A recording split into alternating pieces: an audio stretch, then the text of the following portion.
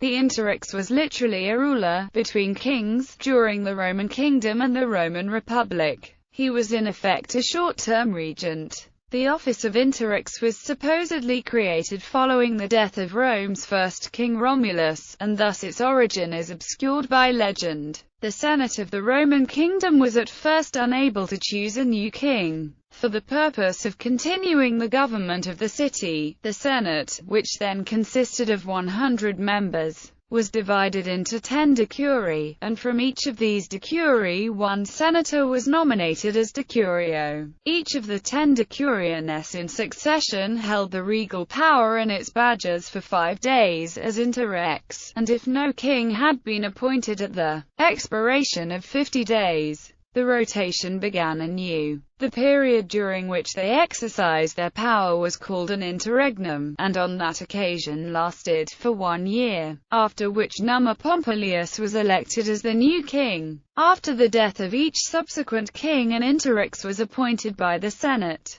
His function was to call a meeting of the Comitia Curiata which would elect a new king. Under the Republic, interreges were appointed to hold the Comitia for the election of the consuls when the consuls, through civil commotion or other cause such as death, had been unable to do so during their year of office. Each interrex held the office for only 5 days, as under the kings. The comitia were, as a general rule, not held by the first interrex, who was originally the Curio Maximus, but more usually by the second or third. But in one instance we read of an 11th, and in another of a 14th interrex. The comitia to elect the first consuls were held by Spurius Lucretius Tricipitinus, as interrex was also called praefectus urbis. The interreges under the Republic, at least from 482 BC, were elected by the Senate from its whole body, and were not confined to the decemprima or 10 chief senators as under the kings.